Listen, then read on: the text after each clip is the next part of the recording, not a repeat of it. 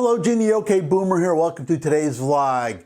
You're seeing this on Thursday. I recorded it on Wednesday, and the recent elections were on Tuesday. So I don't know what I can add. Not that much, probably. It's probably been discussed to death by now, by the time you're watching this.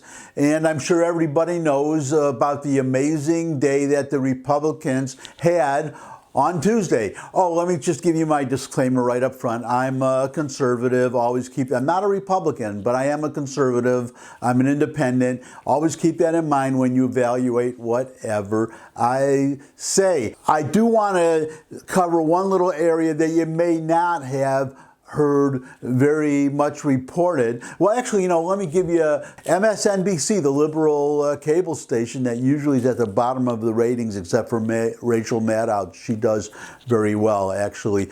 But their audience is not that big, but it was big on Tuesday night because, as it usually is, only liberals usually watch MSNBC. But when there's an election, and then on election eve, if the Republicans do well and liberals get trounced, then you go, I did it myself. Conservatives tune into MSNBC just to watch the grieving process, I guess the complaints and just the derangement of these liberal talking heads. So you had at least two people, you had one commentator said, this is, they try to explain away or rationalize their loss. And they said, white supremacy won. That was one. One said, it was a reaction about this critical race theory that is not really taught in the schools, though we know that it really is.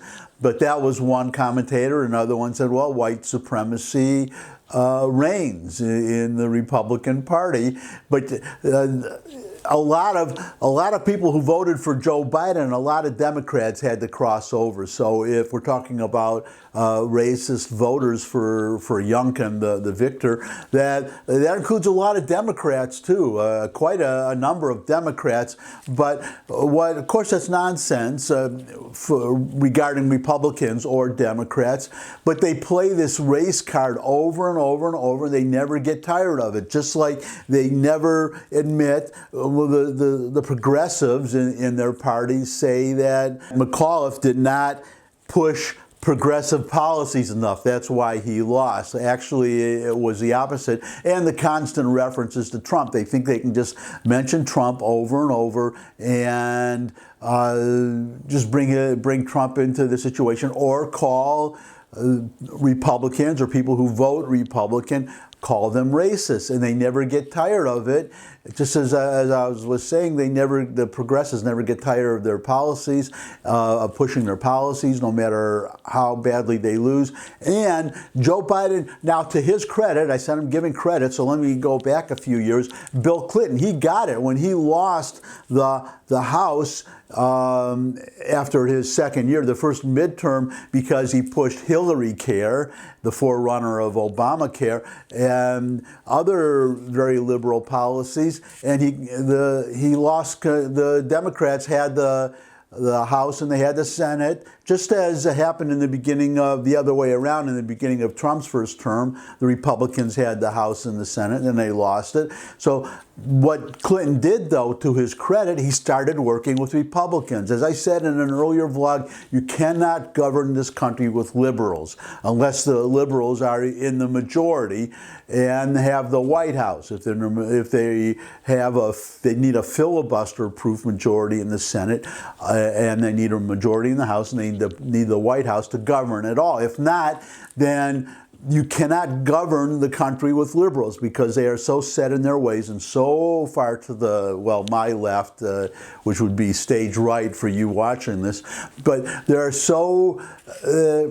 they just don't get it. And what Clinton realized, to his credit, was he threw the liberals under the bus, and he worked with moderate Democrats, and he worked with Republicans, and we got a lot of good things. As a conservative, I have to be honest. We got the capital gains tax cut. We got the welfare to work program, where you had to work for your welfare benefits, and all of those programs were successful, and we actually had a balanced budget in Clinton's last year, either the last year or the third year. I believe it was the last year. So you see what can be done, but Biden, well, I don't think he even knows what day it is half the time or where he is half the time. But either way, he's not going to get it, so he's not going to change.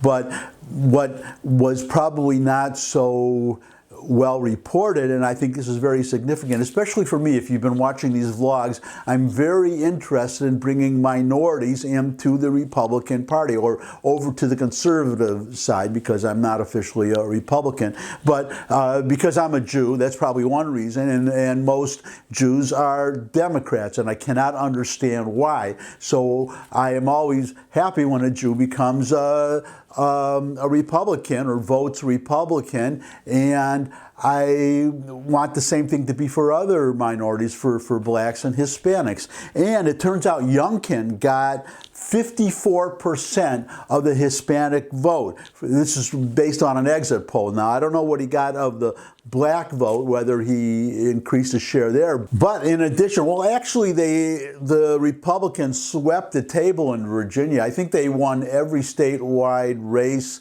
There's a couple close races still not decided yet, I think, in the Virginia House, but it looks like the Republicans are doing well there, and they're going to take back the Virginia House from the Democrats, which is another big development. But as I was saying, the lieutenant governor, she won. She's a Republican, the new lieutenant governor, and here she is, Winsome Sears. She's an ex-Marine, and it's a real rags to riches story. She came from Jamaica as a child. Her parents were poor, and she went to school, got a master's degree, yada, yada, yada, and started a successful business. Now she's a lieutenant governor, and as you can see, she's black. She's black, and she's an immigrant, and she's a Republican. And as I was just saying, the Republicans, Youngkin, the new governor, he got 54% of the Hispanic vote. So all that, and in San Antonio, Texas, that is over. Biden carried that. Heavily Hispanic, and Biden carried it by 14 points. A Republican just won there, the mayor's race, I believe it is. So this whole idea of the Democrats pushing this illegal immigration and flooding the border with Hispanics, if that's supposed to win the Hispanic vote, it's not working. And that's for Hispanics who are here now. So we have to wonder, these Hispanics who are coming in illegally now, well, I oppose amnesty. I hope they don't get amnesty and become citizens. But if to be rewarded for coming into the country illegally.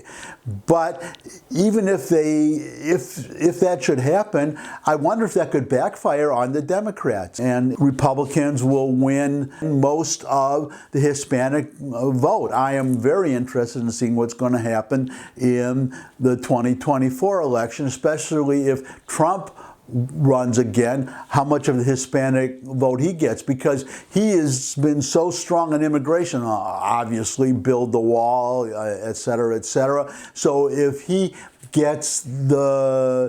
wins a majority or even a significant percentage, more than he did in 2020, let's say, but definitely if he won the majority of the Hispanic vote, that would be, it would send a shock wave across the country, and I'll have to predict that liberals still will not get it. They would not get the message. And I guess that's it for today. I appreciate all the time that you spend with me. I was going to say I hope you enjoyed the election as much as I did. That's why I was hesitating. Wasn't sure what to say. So I do hope you enjoyed the election as much as I did. But if you did, then you're probably a conservative. But everybody is welcome. You liberals are welcome too. And I'm happy to hear comments from everybody, whatever your political persuasion. Comments, questions, suggestions for future topics. You can put them in the comment section below the video, and you could subscribe. I love getting new subscribers. Share this video with anybody you think would like it. But most of all, come back and see me again. I really appreciate the time that you spend with me. I would love to see all of you again. Bring some friends with you. And until I do see all of you again, and maybe a few friends, bye.